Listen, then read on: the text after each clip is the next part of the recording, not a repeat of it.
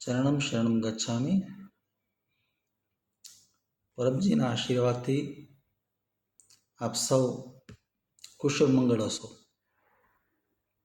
હું શરદ પંડિત જીવનના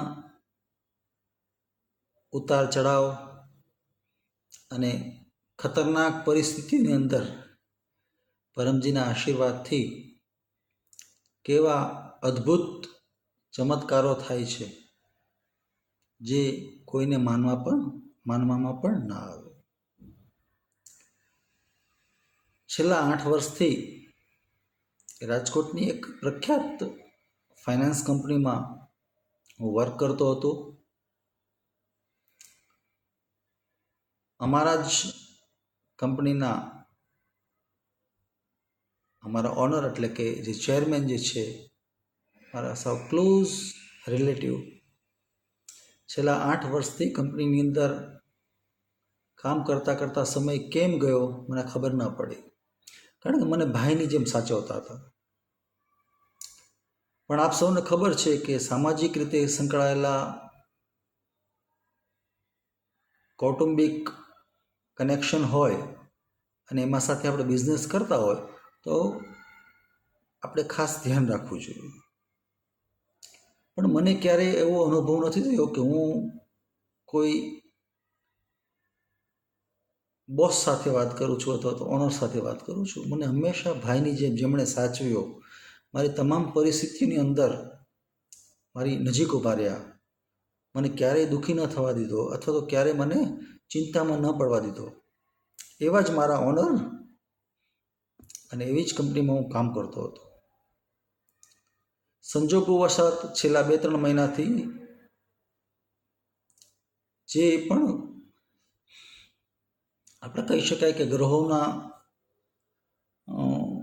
ગ્રહોની ચાલ ફરી ગઈ હોય અથવા તો જે કંઈ પણ થયું હોય, સામાજિક પ્રસંગોપાત અમારે સૌને એકબીજાને મળવાનું થાય, તો અણસમજને હિસાબે એવી વાત બની ગઈ કે જેથી કૌટુંબિક રિલેશનો ધીમે ધીમે બગડવા લાગ્યા.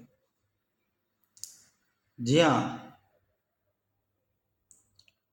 હસતે મોઢે પ્રેમભાવથી, લાગણીથી જ્યાં મને ભાઈની જેમ રાખવામાં આવતા હતા, ત્યાં ધીમે ધીમે વાતાવરણ થોડુંક તંગ થવા લાગ્યું. વાતો ઓછી થવા માંડી, લાગણીમાં આમ કહે ને ઓટ આવવા માંડી, અને જોબમાં જવું આપણે થોડુંક ભારરૂપ થવા લાગ્યું.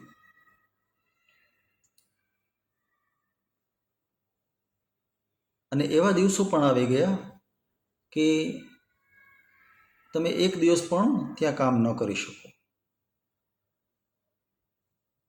અને આડકતરું પણ મને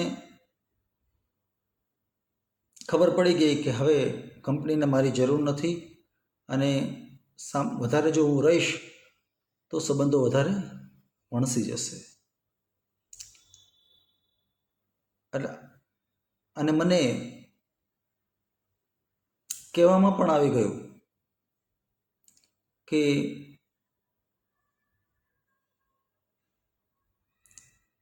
તમને જો બીજી જોબ મળતી હોય તો તમે તાત્કાલિક શોધી કાઢો, સારા શબ્દોમાં. એટલે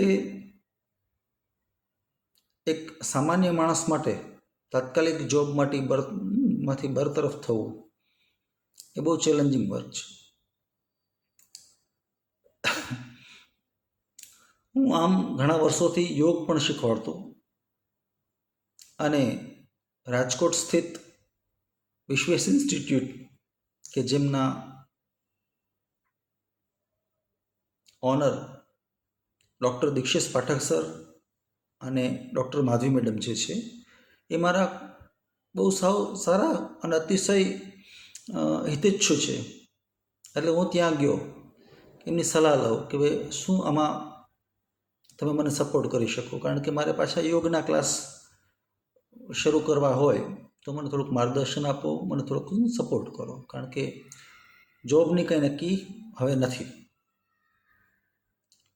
બીજી ચિંતા એ હતી કે મીનવાઇલ મારી ડોટર જે છે એમનું પણ ભણવાનું, પ્લસ મકાન અમે લોકોએ નવું પરચેસ કર્યું એટલે એમના હોમ લોનના EMI આવે, ઘર ખર્ચ આવે, અને અચાનક તમને કહી દેવામાં આવે કે તમે 15 દિવસ પછી જોબ નથી કરતા, you are not more in our company.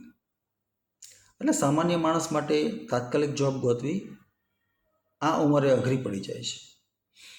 એટલે આ જ વાતની રજૂઆત લઈને હું દીક્ષિત સરને ત્યાં ગયો હતો, અને બધી થોડા ઓછી વાતમાં જ મારી પરિસ્થિતિ તેઓ સમજી ગયા કે મને કે શરદ શું છે.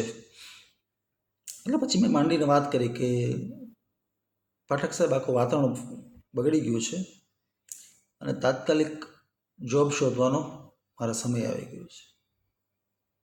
એટલે એ લોકોને પણ ખરેખર ચિંતા જેવું થયું, અચંબામાં પડી ગયા કે તાત્કાલિક શું થઈ ગયું એમ. એટલે પછી મને કીધું મને કે કોઈ ચિંતા ન કરો, સામે ગુરુજીનો ફોટો છે એ પરમજી છે, અને પરમજીને તમે તમારી તમામ મુશ્કેલીઓ, તકલીફો અથવા પ્રશ્નો જે છે એ એમને સોંપી દો અને એમને માત્ર નિવેદન કરો અત્યારે. એટલે મેં ક્યારે પરમજીનું નામ સાંભળેલું નહીં, પણ દીક્ષિત સર અને માધવી મેડમ જે કોઈ પણ ક્ષેત્રમાં જે કોઈ પણ લોકોને સાચી સલાહ કે માર્ગદર્શન આપતા હોય એ 100% સોના જેવી હોય. કારણ કે એમ કહે ને કે ઘણા બધા ગાયણામાં ગાળેલું હોય તો જ એ પ્રોપર ગાઈડન્સ મને આપે. અને મને કીધું કે તમે પરમજીનો પરમ પ્રયોગ જે આવે છે એની ટેકનિક મને સમજાવી, શીખવાડીશું કઈ રીતે વાત કરું. એટલે પછી રાતેથી હું સરની ત્યાંથી નીકળી ગયો ઘરે જવા માટે. રસ્તામાં જ પરમજીને મેં રિક્વેસ્ટ કરી કે હે પરમજી, મારી ઉપર ખૂબ મોટું લોનનું ટેન્શન છે, દીકરીઓ ભણે છે, મકાનના હપ્તા છે, તો આ સંજોગોમાં હે પરમજી મેં ઘણી બધી જગ્યાએ એપ્લાય કરેલું છે, લગભગ 100થી વધારે ઉપર,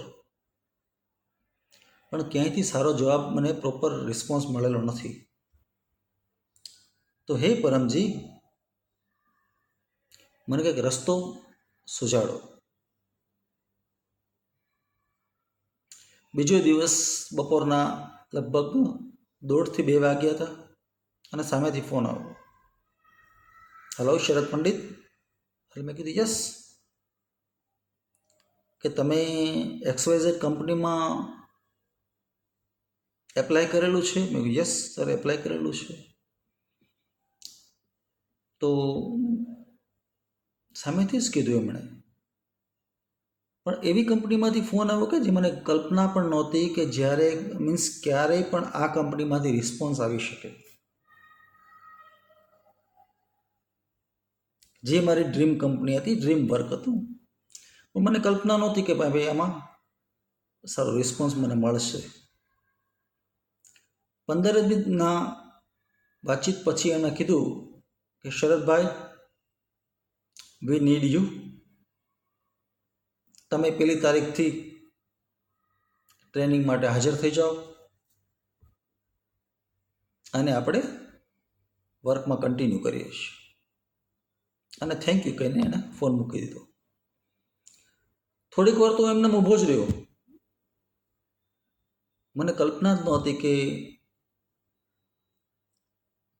આવું બની શકે. 100થી વધારે કંપનીઓમાં મેં એપ્લાય કરેલું, અને જે કંપની અથવા જે ગ્રુપ બહુ ઘણા બધા પ્રયત્નો પછી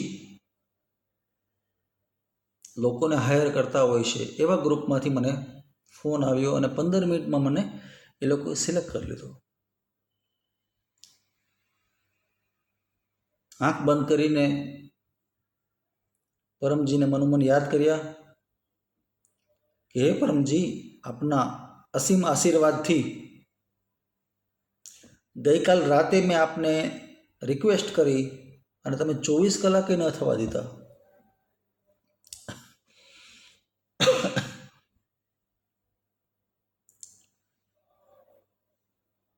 પરમજીના આશીર્વાદથી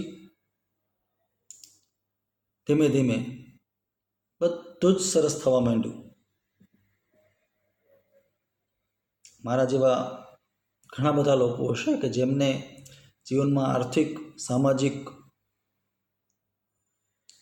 મુશ્કેલીઓ તો પડતી જ હોય છે. તો મારી તેમને અંગત રિક્વેસ્ટ છે કે 1 મહિનો તો કમસે કમ કરી જુઓ, પપ્રનો પ્રયોગ લઈ જુઓ. ફ્રી છે, પરમજી આપવા માટે બેઠા છે. પણ તમારામાં રિસીવિંગ સ્ટ્રેટેજી, રિસીવિંગ પાવર છે, તમે લઈ શકશો? હા, જો લઈ શકતા હોય તો આજથી જ P3Y શરૂ કરી દો. તમારા જીવનના તમામ મૂંઝવણો, તકલીફો, સમસ્યાઓનું એકમાત્ર સમાધાન સુંદર રીતે, સરળ રીતે અને એકદમ સચોટ રીતે જો તમારે કરવું હોય તો પરમજીના શરણે જઈ અને પરમજીને હૃદયથી વંદન કરી પત્ર લ્યો. P3Yના અલગ અલગ પ્રયોગો છે, એમાં તમે જોડાઓ. ગુરુવારે ક્લાસ થાય છે છાયાબેનનો, એ ક્લાસમાં જોડાઓ. ભાવિકાજી, ભાસ્કરજીની ના આશીર્વાદથી તમારે વધારે તકલીફ હોય તો એમનું માર્ગદર્શન લો. અમારા દીક્ષેશ સર અને માધવી મેડમ દર મહિનાના છેલ્લા રવિવારે એમને ત્યાં પણ ક્લાસ હોય છે, ત્યાં પણ આવો. જિંદગીના અલગ અલગ તબક્કાઓમાં આવતા ચેલેન્જો અથવા તો આવતી ચેલેન્જોની સામી છાતીએ લડવું હોય તો માત્ર પરમજીના આશીર્વાદથી જ લડી શકશો.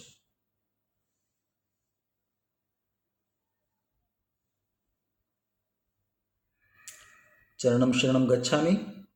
આપ સૌને પરમજીનો સદાય પ્રેમાળ હાથ આપ સૌની ઉપર રહે, આશીર્વાદ રહે, એવી આપ સૌને પરમજીની કૃપા રહે એવા ચરણમ શરણમ ગચ્છામિ. આ તબક્કે હું ડૉક્ટર દીક્ષેશ પાઠક સર અને માધવી મેડમ આ બંનેનો હૃદયપૂર્વક આભાર માનીશ. અને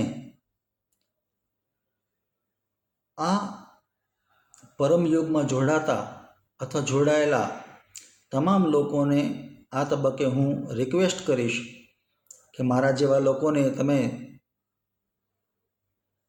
પરમજીના શરણે પહોંચાડી વધુમાં વધુ પ્રચાર કરી અને વધુમાં વધુ લોકોને એમનો હૃદયપૂર્વક ફાયદો થાય એવી મદદ કરશો. હું મારી વાણીને વિરમું છું. Thank you very much. ચરણમ શરણમ ગચ્છામિ. આપ સૌને પરમજીના આશીર્વાદ સદાય મળતા રહે. Thank you.